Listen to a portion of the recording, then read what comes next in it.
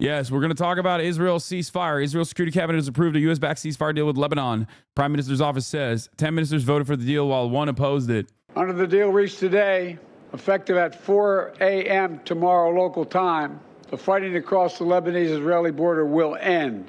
This is designed to be a permanent cessation of hostilities. What is left of Hezbollah and other terrorist organizations will not be allowed, I emphasize, will not be allowed to threaten the security of Israel again. Over the next 60 days, the Lebanese army and state security forces will deploy and take control of their own territory once again. Hezbollah terrorist infrastructure in southern Lebanon will not be allowed to be rebuilt. And over the next 60 days, Israel will gradually withdraw its remaining forces. This is consistent with my commitment to the American people to not put U.S. troops in combat in this conflict. Instead, we, along with France and others, will provide the necessary assistance to make sure this deal is implemented fully. It's so funny to be like, I'm proud to issue a ceasefire in Lebanon that I basically allowed to thrive by giving unlimited weapons to Israel that decided to also invade Lebanon.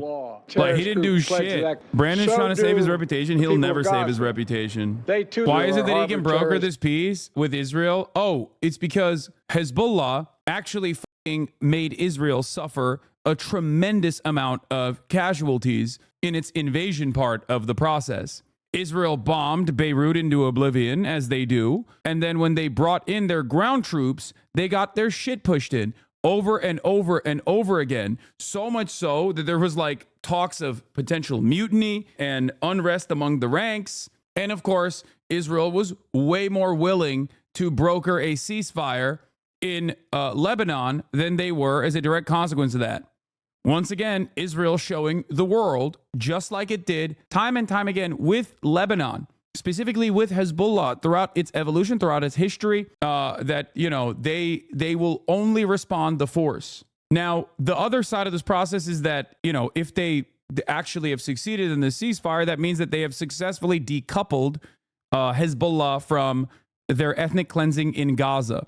And that is the other side of this process. And it's obvious that Joe Biden is not going to do shit about Gaza. The ceasefire will come into effect at 4 a.m. Israel's preparing for final strikes from Lebanon in preparation for the deadline. So we shall see what happens. 95 plus soldiers killed, plus 900 soldiers injured, 42 Merkava tanks destroyed, 4 military bulldozers destroyed. Hezbollah as a fighting force is very different than Hamas, understandably, okay? It is functionally the standing military of Lebanon. Lebanon has a standing military with a security cooperation agreement with the United States and Western nations, but that has only been a limit to Lebanon's own sovereignty and its own protection. That's precisely the reason why they don't have, like, anti-aircraft weapons and shit like that. Because if they did, then they would be, using American defenses, American anti-aircraft defenses against Israeli American fighter jets that Israel is utilizing.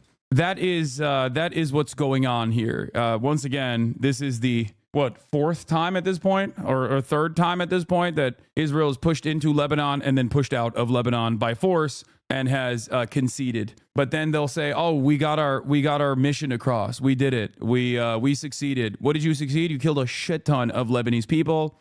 You blew up a shit ton of villages, and then that's it. Now, I do not know what happens next in this process, but in the final 48 hours before a ceasefire in 2006 war, Israel dropped internationally banned cluster munitions across South Lebanon that still kill children who unwittingly stumble across them to this day. We've seen the scramble for a last-minute destruction on a ticking clock before. This is the updated version. IDF issues airstrike notices for central Beirut neighborhoods, including Hamra for the first time, far from the suburbs and rarely hit. Ironically, the fact that Israel is devastating Lebanon's capital today means ceasefire is likely imminent. Heavy bombardment in final hours, a common tactic. Roads jammed with civilians fleeing. Tonight, I will bring before the cabinet a plan for a ceasefire in Lebanon. The duration of the ceasefire depends on what happens in Lebanon. We have an understanding with the United States. We are maintaining our full liberty to take military operations. If Hezbollah tries to attack us, if it arms itself, if it rebuilds infrastructure next to the borders, we will attack them. If they launch missiles, if they dig tunnels, we will attack. I know there are those who don't believe we will do that, but many didn't believe that we would enter with ground forces into Gaza, and we did. People didn't believe that we'll enter into Shifa and Khan Yunis, and we did. People didn't believe that faced with immense international pressure, we would enter into Rafah and the Philadelphia corridor. Not only did we enter these places, we attacked them. And how? Didn't believe that we would ever attack in Lebanon. And we attacked there too.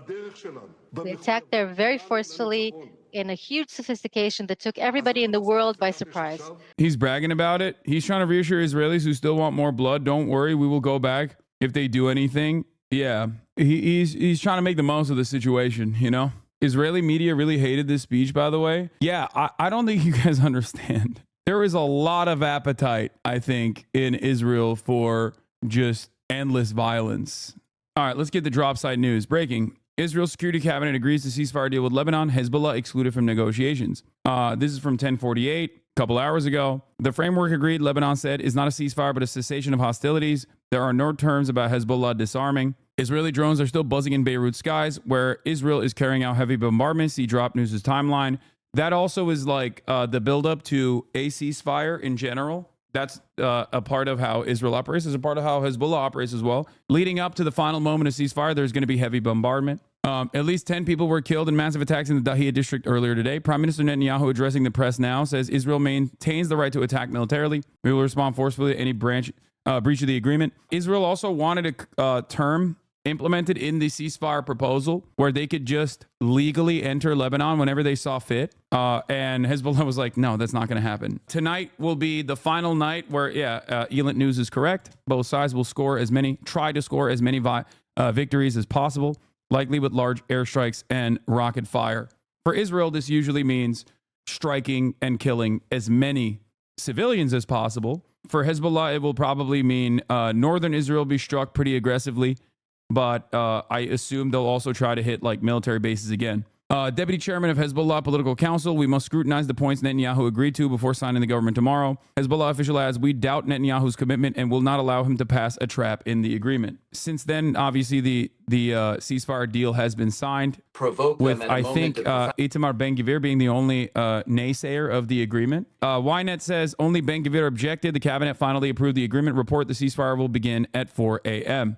Is it weird that Israel's enemies are always attacking military bases when Israel bombs apartment buildings? No, it's not that weird. Honestly, it's just when you have a much more limited inventory of weapons, like, yeah, you would probably want to undermine the military more than you would want to just like kill random civilians. Killing random civilians is what you do when you're either incredibly desperate and engaging in an act of terror as a final moment of desperation to create penalties for the sovereign state when you're a non-state actor, or when you are the state actor and you can do that because you have an endless amount of weapons. If you're somewhere in between a state actor and a non-state actor like Hezbollah is, with arms within civil governance that simultaneously operates as like the de facto standing military of Lebanon in many instances, then you have an obligation where, with a limited amount of arsenal, much better than Hamas's capabilities, of course, but you have a finite opportunity, a window of time, and a window of permissible targets that you can go after. This is something that I've mentioned before with respect to Hamas's, bathtub rockets they lob into Israel. People will always be like, well, they're indiscriminately firing into Israel. It's like, yeah, if you give them targeting systems, I'm sure that they would utilize the targeting capabilities if they had them on Israeli military bases, because those are the people that are killing Palestinians directly. A senior Hezbollah official told Al Jazeera that Netanyahu cannot be trusted and they need to review the actual terms of the proposal deal. Israel is continuing to pound Lebanon with heavy strikes. Netanyahu, in his remarks tonight, reiterated that Israel reserves the right to attack Lebanon even after a deal is signed. Just because the Israeli cabinet approves something doesn't mean it's done. And both Israel and the U.S. have pushed blatantly false information in the past. Lebanon's Al-Manar TV, deputy head of Hezbollah's political council, Mahmoud Kamadi, we doubt Netanyahu's commitment, who has accustomed us to deception, and we will not allow him to pass a trap through the agreement. In his speech, Biden emphasized that Israel would retain the right to attack Hezbollah if it posed any threat to Israeli security, confirming Netanyahu's claim. There was a mistranslation in the quote. There's a news circulating quoting Hezbollah MP Hassan Fadlallah stating that the document released to the public is different from the real one. This is not accurate. What he said was that the document that arrived at Lebanon was different, as in changed, to the one that left Lebanon to the occupation entity, meaning Lebanon changed the conditions they did not agree to, not that a wrong document was leaked. Yeah. Benjamin Netanyahu just tweeted this from his personal account. Trump, Congress looking to put suffocating sanctions on kangaroo ICC over Netanyahu arrest warrant. Nice, man. Congratulations. The thing is, A lot of people in Israel, including the opposition leaders to Benjamin Netanyahu, don't want the pummeling to stop in Lebanon. There is not a lot of appetite for a ceasefire in Lebanon. There is, I would dare I say, there is more appetite to stop bombing Gaza from at least the hostage families that want to, in the interim period, have a release of the hostages. And they also understand that the only way to get that done is with a cessation of hostilities in Gaza. There are more people that want to, at the very least, like limit and maybe even secure a ceasefire deal and simultaneously a release of the hostages than there are people who want to stop the bombing campaign in Lebanon. So it's this very weird predicament where I think that there are, Netanyahu is doing something that is like maybe considered somewhat unpopular, which is even aesthetically leaning towards a ceasefire in Lebanon. I was talking to a friend of mine who said that any reasonable party in the position of Hamas would have agreed to an unconditional surrender and removal from governance with the amount of people dying and in crisis. Do you think Gazans would not agree to some sort of conditional surrender if they could? Is Hamas not in a position where total surrender is a much better outcome than to keep fighting? This is not in the hands of Hamas at this point. It has always been in the hands of Israel. Guys, do you not understand what's going on? Israel has destroyed all semblance of normal life in the Gaza Strip. They are permanently annexing North Gaza right now as we speak. They are conducting a genocide. What makes you think that the people that are right now defending themselves against this genocidal force are currently in the wrong? Like, this is not October 7. We're not talking about October 7. We're talking about an October 7 style situation occurring on a daily, if not a weekly basis for the last year. It's so crazy. They've already started the partitioning process. The notion that the guys that are fighting back in the process of this ethnic cleansing campaign are in the wrong and they need to stand down, with no guarantee whatsoever that Israel is going to actually not complete its genocidal project, is so ridiculous. So you would say that Israel would not agree to laying down arms, full surrender, and release of the hostages? I also believe the cards are in the hands of Israel, but our understanding of a full surrender is not possible. No, why would it be possible? Israel killed the civil governance faction's principal negotiator in Tehran. Dudes that Ismail Haniyeh is not a part of the militant faction within Hamas. He is responsible for the civil governance.